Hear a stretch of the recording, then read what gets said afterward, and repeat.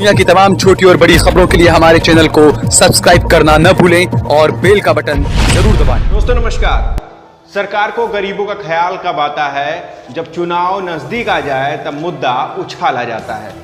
जब तक एक भी इंसान के सिर पर जिम्मेदारी है घर की, तब तक इस देश में विकास की बात महज औपचारिक है। विकास है तो महंगाई की, विकास है तो गरीबी बढ़ने की। विकास से याद आया, पेट्रोल और डीजल की कीमतों में खूब विकास हो रहा है। लोग परेशान हैं, पर दिनों दिन ये आसमान छूता जा रहा है। पर दोस्तों, ये विकास जो हम सबके लिए परेशानी का सबब बनता जा रहा है, वो कभी रुकता भी है। कब रुकता है ये बताते हैं। दरअसल जब चुनाव होता है तब ये चुपचाप शांत होकर के बैठ जाता है। पेट्रोल और डीजल की जो कीमतें हैं, जो दिनों दिन बढ़ती हैं, दिनों दिन आसमान छूती हैं, यह आपने कभी गौर किया है कि जब चुनाव होता है तब ये जो मुद्दा है ये शांत हो जाता है। सरकार लगातार हवाला देती है कि इंटरनेशनल बाजारों में जो इसकी कीमतें हैं वो तय होती हैं, अंतर्राष्ट्रीय स्तर पर इसकी कीमतें तय होती हैं, हम इसकी कीमतें तय नहीं करते। लेकिन दोस्तों, जब 5 राज्यों में विधानसभा का जो चुनाव था, चाहे पश्चिम बंगाल, असम, तमिलनाडु, केरल और पांडुचेरी में, तब आपने गौर किया होगा उस समय जो पेट्रोल और डीजल के जो दाम थे वो इन 64 दिनों में इनमें कोई भी इजाफा नहीं हुआ था। दोस्तों, इनमें किसी भी प्रकार की बढ़ोतरी नहीं की गई थी। चुनावी मुद्दा था, चुनावी माहौल था, तो कोशिश की जा रही थी कि इन सब मुद्दों को छुपाया जाए, विपक्ष को किसी भी तरह का ऐसा मुद्दा ना दिया जाए जिसका सरकार को घाटा हो, जिसका सरकार को नुकसान हो। और आपने देखा होगा जब भी चुनाव का समय आता है तो सरकार इन सब मुद्दों को एक ठंडे बस्ते में डाल देती है, जिससे कि उस पर किसी भी प्रकार की परेशानी ना दिखे, जिससे कि चुनाव में उसको कोई दिक्कत ना हो। दोस्तों, 2 मई को नतीजे आए और 4 मई को फिर से जो पेट्रोल के दाम थे वो आसमान छूने लगे। सरकार चाहे तो जो दाम थे वो कम कर सकती थी, पर कहा जाता है, सरकार बार बार ये कहती है कि नहीं, ये हमारे बस में नहीं है, इंटरनेशनल लेवल पर ये जो दाम है अंतर्राष्ट्रीय स्तर पर कम होते हैं, हम ये जो कम करना है पेट्रोल और डीजल की दामों को, वो हमारे बस में नहीं है, हम नहीं कम कर सकते हैं।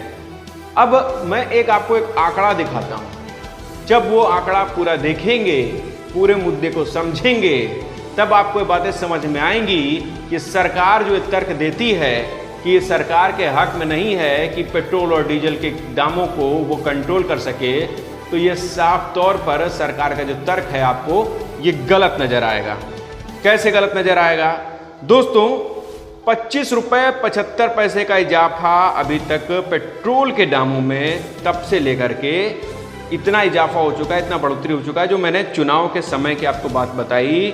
4 मई के बाद से जून चल रहा है और अब तक जो है ये इजाफा इतना हो चुका है। 23 रुपये 93 पैसे डीजल में तब से लेकर के अब तक दोस्तों बढ़ोतरी हुई है। ये बढ़ोतरी चुनाव के समय 1 भी रुपये इधर उधर नहीं हुई, हल्का सा 19-20 हुआ होगा। आप चाहे तो इंटरनेट पर जो आंकड़े हैं वो उठा करके देख सकते हैं, ये गलत आंकड़े नहीं हैं। तथ्य के साथ मैं आपके सामने ये सब बातें रख रहा हूं। अभी 70 रुपये प्रति बैरल इंटरनेशनल लेवल पर जो कच्चे तेल की जो कीमतें हैं वो प्रति बैरल के हिसाब से तय की जाती हैं। तो 70 रुपये प्रति बैरल के हिसाब से अभी की जो कीमतें वो इस समय दोस्तों चल रही हैं। सरकार कहती है कि नहीं, इंटरनेशनल लेवल की जो कीमतें हैं उसी हिसाब से अगर हम तय करते हैं, तो आप समझिए इस समय जो है, मैंने आपको क्या बताया, 70 रुपये प्रति बैरल के हिसाब से इस समय के जो रेट हैं वो इंटरनेशनल लेवल पर हैं। दोस्तों, 2014 के आसपास जो कीमतें थीं वो 110 रुपये प्रति बैरल थी और उस समय ये बढ़ भी गई थी दोस्तों, मतलब 150 तक पहुंच गई थी। आप इस समय ये समझिए कि 70 रुपये प्रति बैरल है, इसका दुगना, इसके दुगने से भी ज़्यादा जब उस समय रेट जो है वो पहुंच गए थे। अब दोस्तों मैं आपको एक गणित समझाता हूं, मोटा मोटी गणित जो है वो आंकड़े के हिसाब से मैंने निकाल करके रखा हुआ है। जब आप देखेंगे, आंकड़ों को समझेंगे तो आपको ये समझ में आ जाएगा कि सरकार का तर्क जो है वो कहां तक न्याय संगत है, सरकार इस पर कहां तक जस्टिफाई कर पाती है या नहीं कर पाती है। दोस्तों 26 मई का जो दाम है मैं आपको बता रहा हूँ, इंटरनेशनल लेवल पर 26 मई का जो दाम था वो 110 रुपये के आसपास था, और दिल्ली में हम बात करें तो दिल्ली में 71 रुपये 41 पैसे उस समय जो पेट्रोल की कीमतें थी वो थी। अब अगर हम बात करें तो 95 रुपये 31 पैसे, 95 रुपये 32 पैसे, ऐसे जो दाम है वो इस समय हो रहा है। आप समझिए तब से लेकर के आज तक 24 रुपये का जो उछाल है वो पेट्रोल में आ चुका है।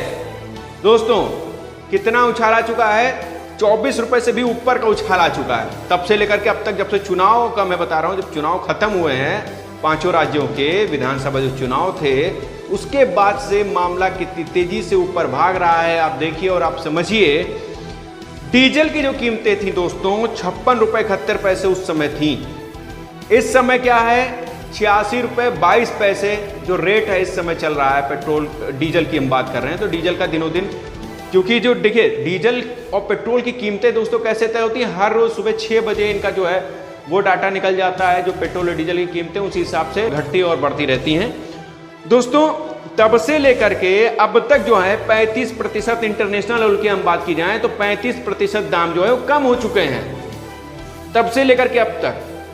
और सरकार का क्या गणित है? सरकार के गणित के हिसाब से देखा जाए तो 35% दाम जो है वो हमारे देश में पेट्रोल और डीजल में इससे भी ज्यादा कि इसके लगभग आसपास जो है वो उछाल आ चुका है, बढ़ चुका है। क्या गणित है समझ ही में नहीं आ रहा है। आप कहते हैं एक तरफ कि नहीं इंटरनेशनल लेवल पर ये दाम जब कम होता है, इंटरनेशनल लेवल पर जब ये दाम बढ़ता है या घटता है आप कुछ नहीं कर सकते। तो इस समय जब इंटरनेशनल लेवल पर ये दाम जब कम हुआ है तो बढ़ क्यों गया? 35% क्यों हो गया? इतना ज्यादा क्यों हो गया? ये आम जनता सवाल पूछ रही है और आम जनता ये समझ रही है। ये आंकड़े मैंने जो आपके सामने रखे हैं, ये आंकड़े जब आप निकालेंगे तो आपको खुद समझ में आ जाएगा जो सरकार अपनी बात को रखती है कहां तक वो न्याय संगत है, कहां तक उसकी जो बात है तार्किक तौर पर सही उतरती है। सरकार चाहे तो दोस्तों ये पेट्रोल और डीजल की कीमतें हैं इस पर लगाम लगा सकती है, इसको कम कर सकती है अगर सरकार चाहे तो। सरकार ने चाहा तो विधानसभा का जो चुनाव हुआ था इस समय 5 राज्यों का, कुछ समय पहले अभी हाल ही में पिछले महीने की जो बात है, तो उस समय तुरंत का तुरंत जो 64 दिन जो प्रचार और प्रसार और जिस तरह से सरकार की जो चुनाव को लेकर के जो रणनीति चलती है, उस समय पेट्रोल और डीजल की जो कीमतें थी उनमें उछाल नहीं आया था, उस समय बैलेंसिंग था। उसके बाद अचानक से आप जो है आप इसमें जो 2 मई के बाद, जब 2 मई आता है, 2 मई के आसपास जब ये हो जाता है कि भाई अब नतीजे आ जाएंगे, नतीजे आने लगते हैं, उसके बाद से 4 मई से फिर से जो है इसका जो पेट्रोल और डीजल का जो विकास है वो अपने चरम पर जाने लगता है, वो आसमान की तरफ बढ़ने लगता है और वो जो है आसमान छूने लगता है। दोस्तों पिछले साल तीसरी लहर के दौरान जो कच्चे तेल की कीमतें थी वो कम हुई थी, 30 रुपए प्रति बैरल तक कम हुई थी, उससे भी नीचे दोस्तों जो है ये गिरी थी। अब तक बाजार ने ये तय नहीं किए हैं, पर सरकार ने क्या किया है? सरकार ने दोस्तों एक्साइज ड्यूटी जो है वो बढ़ा दी। 13 रुपए पेट्रोल पे बढ़ा दिया, 16 रुपया डीजल पर बढ़ा दिया। अब आप समझिए सरकार का जो गणित है आपके सामने मैंने रखा, पूरे आंकड़ों के साथ रखा, तथ्य के साथ रखा, और सरकार की जो बातें हैं वो यहाँ पर कहाँ तक न्यायसंगत हो पाती हैं आप खुद ही समझ गए होंगे दोस्तों। 99,068 करोड़ दोस्तों 2014 और 15 में जो राजस्व आता है इसका पेट्रोल और डीजल की कीमतों से सरकार के पास जो प्रॉफिट आता है, जो लाभ आता है, जो राजस्व आता है, वो 99,068 करोड़ रुपए उस समय 2014 और 15 के आसपास सरकार के खाते में था। देखिए एक और आंकड़ा रख रहा हूं आपके सामने, एक और तथ्य रख रहा हूं। अब ये बढ़कर 3,60,000 करोड़ रुपए जो राजस्व है वो हो चुका है। सरकार के राजस्व में कितना इजाफा हुआ ये आपने देखा। इसका मतलब साफ है कि सरकार जिस विकास की बात करती है वो विकास पेट्रोल और डीजल की कीमतों से ही क्या वसूले जाएंगे? सरकार जिस विकास की बात करती है क्या वो विकास सिर्फ जनता के पैसों से ही वसूले जाएंगे? सरकार जिस विकास की बात करती है, क्या वो विकास तभी हो पाएगा जब लॉकडाउन के दौरान आप जनता से वसूली करेंगे, हजार हजार रुपए चालान जनता भरेगी, पुलिस वालों के माध्यम से आप जनता को लूटेंगे।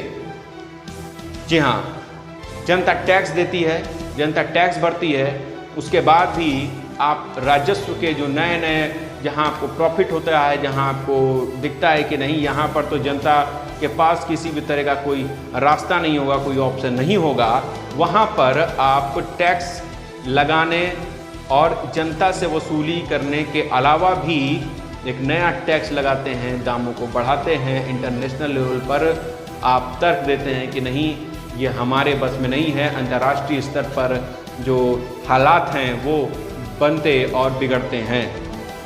हमने ये आंकड़े इसीलिए रखे कि सरकार की जो बातें हैं, सरकार का जो तर्क है वो यहाँ पर साफ तौर पर गलत साबित होता है। सरकार ये चाहती है विकास तभी हो जब जनता के जो पैसे हैं उसी से पैसे बना करके हम विकास करें। मानते हैं पैसे से ही पैसा बनता है और उसी से विकास होता है, पर क्या ये न्याय संगत है, ये तर्क संगत है कि जनता से आप वसूली करके, जनता को आप लूट करके, जनता के जो मुख्य बिंदु हैं, जो मुख्य चीज़ें हैं, पेट्रोल और डीजल, आपको पता है इसके बगैर जनता नहीं चल पाएगी। शराब में आप राजस्व बढ़ा देते हैं, लॉकडाउन के दौरान खुल के वसूली आप करवाते हैं और इन सब के माध्यम से आपका जो राजस्व है वो आसमान छूता है। अगर इन सब के माध्यम से आपका राजस्व आसमान छूता है और आप विकास की गति देखते हैं तो ये जनता के सामने है कि जनता के साथ न्याय हो रहा है या अन्याय हो रहा है। बहरहाल ये हमारी रिपोर्ट आपके लिए इसीलिए थी कि आप चीज़ों को समझ सकें और मैंने ये आंकड़े आपके सामने रखे, तथ्य के साथ में उन आंकड़ों को आप इंटरनेट के माध्यम से निकाल कर समझ पाएंगे कि सरकार जो हवाला देती है वो कहाँ तक सही है और कहाँ तक गलत है। दोस्तों, हमारी स्वतंत्र पत्रकारिता को आगे बढ़ाने के लिए हमें सपोर्ट करें, हमें आगे बढ़ाएं। हमें आपके सपोर्ट की बहुत ज़्यादा आवश्यकता है, क्योंकि आप ही जब हमें सपोर्ट करेंगे तो हमारी आवाज़ बुलंद होगी, हमारी कलम की ताकत तेज होगी और हम सरकार से और सत्ताधारी पार्टी से, सत्ता में बैठे उन लोगों से, सत्ता की गद्दी पर बैठे उन महान विभूतियों से हम सवाल कर सकेंगे, हम उनसे सवाल पूछ सकेंगे, हम उनके सामने अपना आवाज़ बुलंद कर सकेंगे।